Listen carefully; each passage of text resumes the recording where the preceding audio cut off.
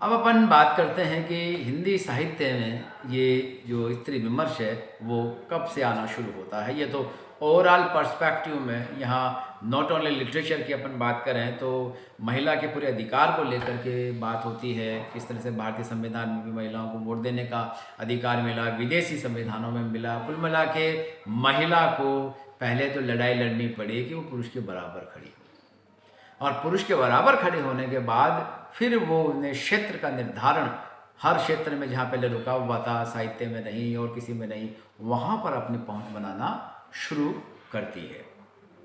तो स्त्री विमर्श 1960 के दशक में और उसके बाद 1990 के दशक की रचनाओं में दिखाई देना शुरू होता है हिंदी साहित्य में, क्योंकि उसी समय सिमोन द बाउवार की जो पुस्तक थी द सेकंड सेक्स, उसका प्रभा खेतान ने स्त्री उपेक्षिता के नाम से हिंदी में अनुवाद किया था, जिसके पश्चात हिंदी साहित्य का स्त्री अस्मिता ने विमर्श का रूप धारण कर लिया।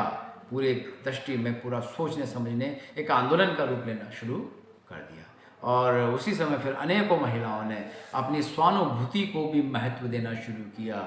सिर्फ आदर्श और बाकी परिस्थितियों को ही नहीं, स्वानुभूति को भी, अपने अंदर की पीड़ा को भी, और जो खुद चाहती हैं कुछ उसकी फैंटेसी भी हो सकती है ना खुद की भी। हर आदमी यही थोड़ी है कि वही जो सोचेगा वही होगा। महिला की अपनी व्यक्तित्व है, उसकी भी अपनी फैंटेसी हो सकती है। तो वह सब भी उस समय आने लगा स्त्री विमर्श के तहत। अब वहाँ देखिए थोड़ा सा, अगर अपन उस समय के कोई एक साहित्यकार हैं उनके बारे में भी बात करें तो एक इको फेमिनिज्म आता है। इको फेमिनिज्म, क्योंकि देखिए मैंने शुरू में कहा था आपसे कि स्त्री स्वतंत्रता, अब स्त्री स्वतंत्रता में उसका आत्मनिर्भर होना और आर्थिक स्वतंत्रता अति महत्वपूर्ण है। लेकिन आज की स्थिति में भी आर्थिक स्वतंत्रता पूर्णतया देखने को नहीं मिलती है। आज भी अगर दो लोग वर्किंग हैं, यदि हस्बैंड वाइफ दोनों कमाते हैं, तो बहुत अधिक स्थिति में, परसेंटेज में मान सकते हो आप 70% 80% स्थितियाँ ऐसी है जहाँ पर महिला को ये पता नहीं है उसके अकाउंट में कितनी सैलरी कब आई, कब विड्रॉ हुई, क्या खर्चा हुआ और क्या हुआ नहीं। वो सब अभी भी मैनेज कौन करता है? घर का पुरुष। एटीएम कार्ड बनते ही समर्पित कर दिया जाता है, तेरा तुझको अर्पण, क्या लागे मेरा, हमको लोग तो ला करके बैंक में अपना रुपया रख देना है, आपकी इच्छा है जैसा करिए। आज भी यही स्थितियाँ हैं।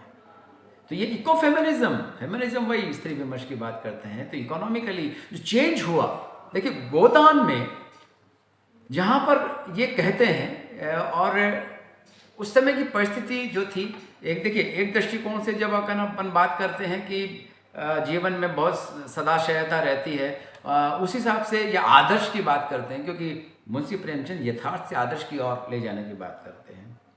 तो वो कहते हैं कि जब पुरुष में स्त्री के गुण आ जाते हैं तो वह देवता बन जाता है, और जब स्त्रियों में पुरुषों का गुण आ जाता है तो वह उल्टा हो जाती है। यह कैसी विडंबना है, सोचने की बात है।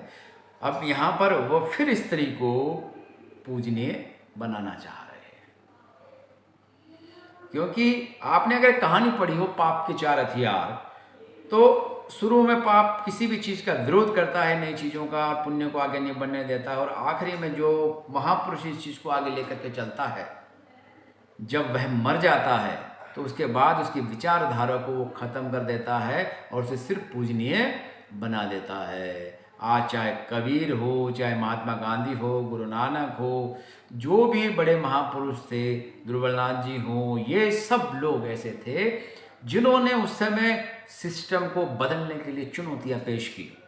लेकिन आज जब वो नहीं हैं तो उनको देवालयों में स्थापित कर दिया गया, पूजा अर्चना शुरू कर दी गई। ये नहीं कि उनकी विचारधारा को आगे बढ़ाया जाए, उनकी विचारधारा को जीवन में जिया जाए, ये चीज़ें कम होना शुरू हो गई। इसीलिए कुछ दिन पहले मैंने आपको जब पढ़ाया था तो बताया था, कुजात मार्क्सवादी, अर्थात जो मार्क्स को उस विचारधारा को जिए, उस विचारधारा को आगे बढ़ाए। ऐसा नहीं कि हम मठी विचारधारा वाले हो गए कि बस पूजा अर्चना, हमने तो इतना उतना बैनर लगा दिया, पोस्टर लगा दिया, इतनी ऊंची और ऊंची और ऊंची मूर्तियां लगा दी, इसी से सब कुछ हो गया। नहीं, इससे सब कुछ नहीं होता है, इससे बदलता नहीं है दृश्य। दृश्य बदलता है जब हम उस विचारधारा को जीते हैं और विचारधारा को आगे बढ़ाते हैं, अपने जीवन में लागू करते हैं। तो यहाँ फिर मुंशी प्रेमचंद जी वही बात करते हैं कि उसे बड़ा तारीफ करके आगे बढ़ाते हैं कि महिला आप तो कितनी महान है, आपके गुण यदि पुरुष में आ जाएं तो वो देवता बन जाता है, और पुरुष तो बिल्कुल गिरा हुआ है, उसका अगर गुण तुम में आ गया तो ऐसी स्थिति में तुम उल्टा हो जाओगी। तो उसको पहले बांध दिया उसके सिस्टम को कि पुरुष जो जो करता है वो नहीं करना है, तुम जो महिला हो और अपने हिसाब से करती आई हो जो ही करना है। देखिए फिर उसके दिमाग के फ्रेम को बांधने का प्रयास किया जाता है साहित्य के द्वारा, और इसी चीज़ को लेकर के बदलाव धीरे धीरे आना शुरू होता है। और यहाँ तक कि उस समय का जो लिटरेचर है, उस समय का जो साहित्य है, उसमें फिर धीरे धीरे धीरे धीरे क्या करते हैं, महिलाओं को इस तरह से दूर करना, उसे पूर्ण पूज्य बनाना शुरू करेंगे, फिर उसे संत और योगिनी के रूप में देखना शुरू कर देंगे, और ऐसे ऐसे मेरा तो गिरधर गोपाल दूसरों न कोई, पूजा अर्चना करो और मस्त रहो, बाकी दुनिया में क्या क्या हो रहा है वो देखने का और उसे उपभोग करने का तुम्हारा कुछ भी नहीं है। ये सब चीज़ें सोच समझ करके इन सब चीज़ों की बात करी जाती है। उनके माइंड सेटअप को सोच समझ के बदल दिया जाता है, और उसे भजन कीर्तन और इसमें पूर्णतया डाल दिया जाता है। और जो भजन कीर्तन और सबसे बड़ा एक छलावा है पुनर्जन्म, ये सबसे बड़ा छलावा। यदि जीवन भर किसी को गुलाम बनाए रखना है तो उसे कह दो कि इस समय सेवा कर, अगले जन्म में तुझे आनंद ही आनंद प्राप्त होगा, मुक्ति प्राप्त होगी, स्वर्ग प्राप्त होगा, ये कह दो। और ये कह दो उसको कि तू आज सेवा करने के लिए इसलिए बना है कि तूने पहले के जन्म में कुछ अच्छे कार्य नहीं करे थे, इसलिए सेवा कर रहा है, और अभी भी लड़ाई करेगा तो आगे के जन्म में भी यही पाएगा, और अभी हमारी सेवा करेगा तो आगे के जन्म में आनंद पाएगा। ये सबसे बड़ा छलावा है पुनर्जन्म। ये दिमाग में भर दो किसी के भी, और फिर किससे कोई भी काम करा सकते हो, जो चाहें वो काम आप करा सकते हैं। लेकिन धीरे धीरे इन सब का विरोध होता है, और फिर महिला लेखिकाएं आत्मकथा, संस्मरण, कविता, कहानी, इन सब में अपने आप को लाने शुरू कर देती हैं और लिखना शुरू कर देती हैं। अब बहुत सारा लिटरेचर इस तरीके का आ गया है जो महिला विमर्श को लेकर के उनकी अंतर पीड़ा को वो सामने लाता है, और ऐसा नहीं है कि ये जो केवल प्रॉक्सी है या दिखावा है, ऐसा नहीं है। धीरे धीरे ये बदलता जा रहा है, और ऐसा भी नहीं है कि ये कोई बौद्धिक जातीयतावाद वाला मामला हो, नहीं, ये वास्तव में एक इंसान की पीड़ा है, क्योंकि महिला भी एक इंसान है, वो उसकी पीड़ा है, उसी को लेकर के ये बार बार आगे लाया जाता है। माया एंजेलो की कुछ पंक्तियाँ, एक लेखिका हैं उनकी बताता हूँ कि उन्होंने, जिसमें वो कहते हैं कि मैं रोज़ उदित होती हूँ, मैं रोज़ उदित होती हूँ।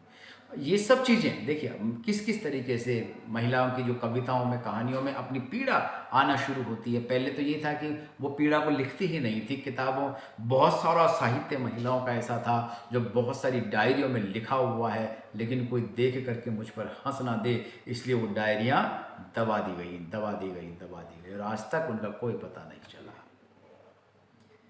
लेकिन बाद में फिर ये लिखा जाने लगा, और बहुत सारी रचनाकारों, जिसमें महादेवी वर्मा, सुभद्रा कुमारी चौहान, चंद्र किरण सोनारिक्स और कृष्णा सोबती, मन्नू भंडारी, जिनका 55 खंबे लाल दीवार एक उपन्यास था, जिसमें एक महिला की पीड़ा को वो उजागर करती है कि किस तरीके से वो महिला अपना कमाने वाली वो अकेली थी, तो ऐसी स्थिति में किस तरीके से परिवार को पालती हैं, और परिवार को पालने में खुद का अपना जीवन यानी विवाह वगैरह करना सब भूल जाती हैं, और जब सब लोग सेटल हो जाते हैं तब वो नितांत अकेली हो जाती है। पीड़ा सब जगह। उषा प्रेमवदा, मंजुला भगत, मृदुला गर्ग, चित्रा मुदगल, मृणाल पांडे, नमिता सिंह, नासिरा शर्मा के तो आप लोगों ने काफ़ी चर्चित पढ़ सुने होंगे ये उपन्यास कहानियाँ, जिस पर कई बार तो बहुत सारे कुछ लोगों ने जारी कर दिए थे कि ये तो बहुत ही गलत लिखती हैं।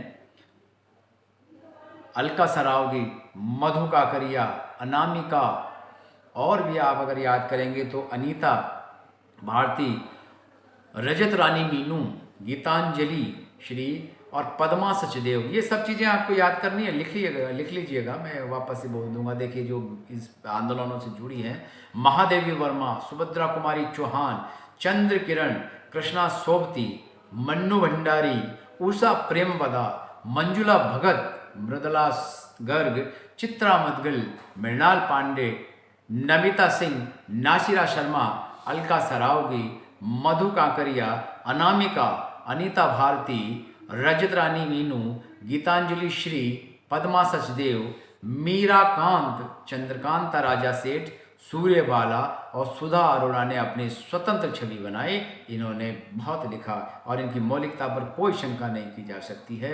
पहले जब कुछ लिखा जाने लगा तो किसी न किसी पुरुष का साथ या ऐसा लगता था कि वहाँ से टिप्पणियाँ उधार ली गई हैं या फिर इस तरह से प्रचारित किया जाता था कि नहीं वो तो उन्होंने कहा जो उसी तरीके से लिखा है। नहीं, इन्होंने अपने आप को स्वतंत्र रूप से प्रकट किया। कुछ रचनाओं पर मैं बात करता हूँ जो इन्होंने लिखी, और इन रचनाओं जब भी आप अभी प्रश्नों का उत्तर लिखना शुरू करते हैं तो निश्चित रूप से आपको रचनाएं लिखनी चाहिए, क्योंकि किसी चीज़ को पुष्ट करने के लिए जिस तरह से अपन उदाहरण देते हैं तो इसी तरीके से रचनाएं भी इनका उदाहरण होती हैं। मृणाल पांडे की स्त्री लंबा सफ़र एक कृति है। अनामिका की स्त्री विमर्श की उत्तर गाथा, स्त्री विमर्श की उत्तर गाथा, और चारू गुप्ता के स्त्रीत्व से हिंदुत्व तक, स्त्रीत्व से हिंदुत्व तक तथा मौसम बदलने की आहट, तथा सुधीर चंद्र की रमाबाई स्त्री अधिकार और कानून, देह की राजनीति से देश की राजनीति तक, मृणाल पांडे दुर्ग द्वार पर दस्तक। और अभी तो एक लीला भंसाली की एक पिक्चर आने वाली है गंगूबाई, ये भी महिला अस्मिता को लेकर के बहुत मजबूत फिल्म है। ये अलग बात है कि घटनाक्रम किस किस तरीके से परिणत होते हैं, ये अलग बदलता है, वो अलग बात है, लेकिन इसमें महिला सशक्तिकरण और महिला अधिकारों के लिए संघर्ष, वर्ग संघर्ष दिखाया गया है इसके अंदर।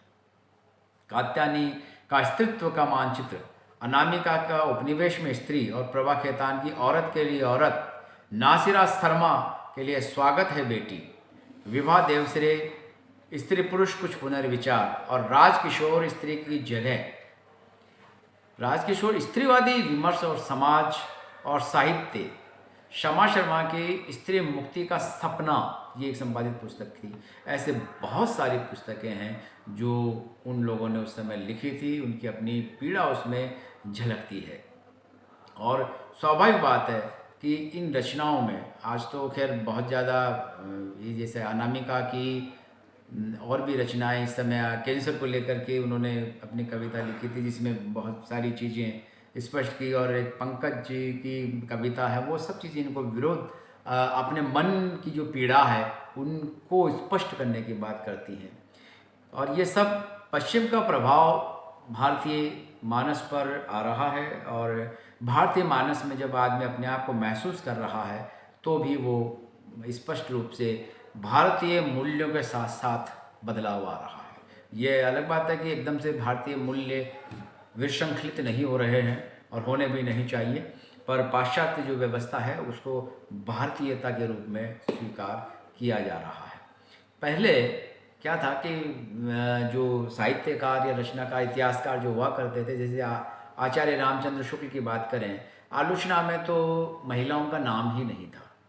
आलोचना में जितना अपन ने पढ़ा होगा, आचार्य प्रसाद द्विवेदी जी या नंदलाल वाजपेयी जी, नगेंद्र जी, रामविलास जी, नामवर सिंह जी, पर महिला आलोचका का कहीं नाम नहीं आता, जबकि महिला आलोचकाएँ हैं, ऐसा नहीं है महिला आलोचकाएँ नहीं हैं, लेकिन स्थान बहुत कम और बहुत सीमित दायरे में इनको दिया गया था। तो ये आचार्य रामचंद्र शुक्ल के आरंभ के 125 पृष्ठ जो हिंदी साहित्य के इतिहास को लिखी गई है उसमें एक जगह स्त्री प्रसंग की चर्चा की गई है। हिंदी साहित्य के इतिहास में 125 पृष्ठ में एक जगह ही स्त्री प्रसंग की चर्चा की गई है कि सासनंद के लाख समझाने के बाद भी स्त्रियां कापलिकों के प्रति उसी तरह आकर्षित होती थी जैसे कृष्ण की प्रति गोपियां। ये लिखा है, यह भी वही नकारात्मक स्थिति में लिखा है, क्योंकि इनके समय में, उस समय कापलिक और ये जो योगी होते हैं उन लोगों की ज़्यादा चल रही थी, उनकी शिष्याएँ महिलाएँ हुआ करती थी। तो ये आकर्षण के बारे में, बाकी उस समय ऐसा नहीं है कि किसी महिला ने कुछ लिखा ही नहीं हो, उन सब चीज़ों का नहीं, लेकिन योगिनियों के नाम, योगिनियों के वामाचार, इन सब चीज़ों को उन लोगों ने स्थान दिया, और वो भी बहुत संक्षिप्त दिया, लेकिन जो पॉजिटिव लेखन था उस समय का, सकारात्मक लेखन भी था, वो इन्होंने उसमें नहीं लिखा। धीरे धीरे और भी कई चीज़ें बदली। नामवर सिंह जी अपनी पुस्तक है उनकी आलोचना और विचारधारा, आलोचना और विचारधारा, उसमें लिखते हैं कि आलोचना की दुनिया विचारों की दुनिया है और विचार के लिए चाहे गुरु शिष्य परंपरा हो या विदग्ध लोगों का समुदाय, उनके बीच बातचीत और शास्त्रार्थ जरूरी है। बहस के जरिए एक पीढ़ी में जो सवाल उठते हैं, क्योंकि एक पीढ़ी जब सवाल उठाती है तो कहीं न कहीं से उनके जवाब ढूंढे जाते हैं और उन्हीं जवाबों के साथ साथ कई बार पूरा तंत्र बदल जाता है। उनके जवाब अगली पीढ़ी को देने ही होते हैं। ये सच है कि हिंदी आलोचना का विकास पश्चिम की तरह नहीं हुआ है। यहाँ आलोचना का विकास कुछ आलोचकों के द्वारा नहीं वरन संस्थाओं के द्वारा हुआ है। संस्थाओं के द्वारा, पत्रिकाओं के द्वारा हुआ है, क्योंकि पत्रिका जो चला रहे थे वो जो संपादक मंडल था वो किस किस कवि को, साहित्यकार को ऊपर उठाना चाहते हैं, नीचे करना चाहते हैं, ये सिस्टम चल रहा था। मूल आधार को लेकर के उस समय नहीं चला था हिंदू में। ये सब समाज के और रिश्तों से उन साहित्यकारों का कैसे कनेक्शन है और समाज को लेकर के वो क्या लिख रहे हैं, ये सब चीज़ें स्पष्ट करने का प्रयास जब उनका रहता था तो कहीं न कहीं उनमें पार्शियलिटी, पूर्वाग्रह से ग्रसित होकर के वो किसी साहित्यकार को बाहर कर देते थे, किसी साहित्यकार को अंदर कर लेते थे। ये स्थितियाँ उस समय नज़र आ रही थी। तो ये आलोचना की जब कुछ समय में परिवर्तन हुआ और आज की तारीख में काफ़ी तेज़ी से ये आगमन हो रहा है आलोचना के क्षेत्र में भी महिलाओं का। अमूमन आजकल की जो आलोचिकाएँ मुख्यतः रचनाकार और प्रकारांतर से आलोचना के कार्य में जुड़ गई, प्रवृत्त हो गई हैं। कथा देश का जून 2012 का अंक औरत के नजरिए से स्तंभ में व्याधि पर कविता की व्याधि नामक लेख में शालिनी माथुर ने पवन करण की कविता स्तन और अनामिका की ब्रेस्ट कैंसर को सटीक विश्लेषण में के ऑपरेशन थिएटर में बुद्धि की मेज पर रख कर के अचूक तर्कों से, देखिए क्या भाषा का इस्तेमाल किया है, अचूक तर्कों से पहने औजारों के साहित्य से दोनों कविताओं के रोगग्रस्त अंगों, ये दोनों कविताएं यदि आपको मौका मिले तो कहीं पढ़िएगा। एक तो अनामिका की है ब्रेस्ट कैंसर और पवन करण की कविता है स्तन। इसमें इन दोनों ने बहुत बेबाक तरीके से ये बताया है कि किस तरीके से तुम्हारी वजह से हमें किन किन पीड़ाओं से गुजरना पड़ा और आखिरी में काट दिया गया ब्रेस्ट कैंसर के कारण, तो किस तरीके से वो अपने आप को मुक्त, स्वतंत्र महसूस कर रही है। ये अलग तरीके का थॉट है, अलग तरीके की सोच है कि जिन चीज़ों की वजह से जो मनुष्य की या महिला की कमजोरी मानी जाती थी, जिनकी वजह से वे स्वतंत्रता को अनुभूत नहीं कर पाती थी, वो सब चीज़ें बदलती हैं। तो ये सब चीज़ों पर यदि सकारात्मक टिप्पणियां कोई कर सकती हैं तो वह आलोचकाएं जो महिला हैं वही कर सकती थी, क्योंकि पुरुष का फिर दृष्टिकोण बदल सकता था।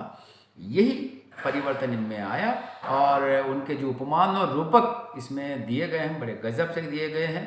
और इस आलेख में मानो हिंदी आलोचना में स्वयं तहलका मचा दिया था। और उन्हीं का तहलका में प्रकाशित एक आलेख था मर्दों के खेला में औरत का नाच, नाम है उसका, मर्दों के खेला में औरत का नाच, ने भी बहुत सनसनी फैलाई और साथ में समकालीन स्त्री आलोचनाओं को आगाह भी किया। आलेख कहता है कि स्त्री आज भी सच्चे अर्थों में पुरुष की चेरी मात्र है। हालांकि यह लेख स्वयं भी विशुद्धतावादी और स्त्री की छवि को एक विशेष घेरे में खड़ा करता है। स्त्री सच्चे अर्थों में पुरुष की चेरी मात्र है। कहीं न कहीं अभी भी वही सेटअप है, लेकिन फिर भी कुछ मिल रहा है पहले की तुलना में, ये बड़ी बात है।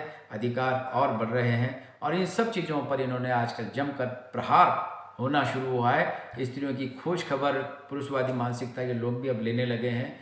अर्चना वर्मा आज की हिंदी आलोचना में एक बड़ा समादृत नाम है और आलोचना और तीखी अर्चना वर्मा, हेलो अर्चना वर्मा वैसे तो समग्र रचनाकार पर आलोचना में भी उनका कोई सानी नहीं है। उन्होंने राजेंद्र यादव के साथ मिलकर स्त्री की एक अलग दुनिया की स्थापना की थी। राजेंद्र यादव जी के साथ मिलकर के हंस पत्रिका में 1986 से लेकर के 2008 तक निरंतर संपादक में सहयोग दिया था अर्चना वर्मा ने। अर्चना वर्मा बहुत अच्छे समालोचिका हैं जिन्होंने 1986 से लेकर के 2008 तक निरंतर हंस के संपादन में सहयोग रहा। उनके रचनात्मक साहित्य में कविता संग्रह कुछ दूर तक, लोटा है विजेता कहानी संग्रह है और राजपाट तथा अन्य कहानियाँ, आलोचना में निराला की ये जो निराला के सृजन सीमांत, विहग और मीन। अस्मिता विमर्श का स्त्री विचार, आदमी की निगाह में औरत, राजेंद्र यादव जी का है। और अतीत होती सदी और स्त्री का भविष्य, अर्चना वर्मा। ये सब चीज़ें इनके विमर्श को आगे बढ़ाती हैं और उनकी पीड़ा को आगे बढ़ाती हैं। तो आजकल काफ़ी कुछ इस समय के प्रश्न और उनकी स्थितियां हैं जो बदलती जा रही हैं। ऐसा नहीं है कि वो इसने अपने आप को आबद्ध कर लिया हो, नहीं। अब बहुत सारे कारा तोड़ने की स्थिति में आए हैं और आलोचना करने में अब रोहिणी अच्छी आलोचक इस समय आ रही हैं। निर्मला जैन, सुनीता जैन, राजी सेठ, निर्मला जैन, सुनीता जैन, राजी सेठ, ये अच्छी आलोचकाओं के रूप में हैं। मगर माँ ये रचनाकार भी हैं और अपनी आलोचनाएं भी लेती हैं। बहुत धीरे धीरे धीरे धीरे अब इसमें भी अगर अब थोड़ा सा और आगे विचार करें, आगे की क्लासेस में अपन करेंगे कि इसमें भी कुछ खांचे बटना शुरू हो गए कि जैसे स्त्री विमर्श में, स्त्री आलोचना में भी फिर दलित विमर्श, स्त्रियों में भी दलित विमर्श अलग से आ गया, क्योंकि स्त्री में भी जो सवर्ण है और अवर्ण है उनका कहीं न कहीं खांचों में फिर विभेदीकरण हो गया। यही एक पीड़ा का कारण भी है कि जब आप आज़ादी की बात करते हैं, पुरुष से आज़ादी की बात करते हैं, तो फिर अपने आप में खांचे क्यों विकसित कर लिए जाते हैं? अपने आप में स्त्री तो कम से कम स्त्री पूरी रहे, पुरुष तो कम से कम पूरा, जब पुरुष है, पुरुष से हम आज़ाद होकर के आ रहे हैं, तो ऐसी स्थिति में फिर उसमें भी सवर्ण और अवर्ण में क्यों बंटवारा करना चाहते हैं? संघर्ष, वहाँ तो अधिकार सबका बराबर ही है। तो फिर लेकिन धीरे धीरे धीरे धीरे इस तरीके का और अधिक स्वतंत्रता की ओर जाएं, या कह सकते हैं और अधिक मांग की ओर जाएं, इस तरीके के परिवर्तन आने लगते हैं। और अब बहुत ज़्यादा स्त्री विमर्श पर लेखन भी होने लगा है, आलोचनाएं भी होने लगी हैं। और कई कहानी संघर्ष, जैसे घने बरगद तले, कहानी संघर्ष है जो बहुत इस तरीके का है। कृष्णा सोबती पर इतिवृत्त की संरचना स्वरूप 15 वर्ष के प्रतिमान उपन्यास उसमें जोड़े गए हैं। और समकालीन कथा साहित्य में सरहदें और सरोकार, समकालीन कथा साहित्य, सरहदें और सरोकार, साहित्य की जमीन और स्त्री मन के उच्छावास संपादन, प्रतिनिधि कहानियां हैं। ये मुक्तिबोध की हैं। और कुछ वर्षों से रचनाशीलता और अगर व्यवहारिक आलोचना का एक बड़ा नाम है सुधा अरोड़ा का। सुधा अरोड़ा, एक औरत की नोटबुक, एक औरत की नोटबुक, जिस हिंसा के निशान दिखाई नहीं देते वह स्त्री शक्ति की भूमिका से उठे हुए सवाल हैं। तो इस तरीके से आज अपन देख सकते हैं कि बहुत सारी चीज़ें हैं जिसमें बदलाव आ रहा है। स्त्री अपने आप को उपेक्षिता न महसूस करके अपने आप को मजबूती से सामने ला रही है, चाहे वो बीएसएफ में लड़ना हो, चाहे साहित्य में कलम चलानी हो, बंदूक चलाना हो, प्लेन चलाना हो, सब जगह मजबूती से आ रही है। हमें भी मानना चाहिए कि ईश्वर ने जब स्त्री पुरुष को बनाया है, उनमें कोई विभेद नहीं है, तो यहाँ से किसी भी चीज़ का विभेद किसी को भी नहीं करना चाहिए। आवाज़ उठाने की आवश्यकता पड़ी क्योंकि कहीं न कहीं उनके अधिकारों का हनन हो रहा था। तो ये इस तरीके से स्त्री विमर्श का एक संक्षिप्त चर्चा अपनी है। और आगे स्त्री विमर्श अभी भी लगातार इस आंदोलन को आगे बढ़ाए हुए है। तो आज की क्लास हम यहीं समाप्त करेंगे। तो आपको कैसा लगा, इस पर अपनी प्रतिक्रियाएं जरूर दीजिएगा। किसी और विषय पे फिर चर्चा करेंगे। तब तक के लिए नमस्कार।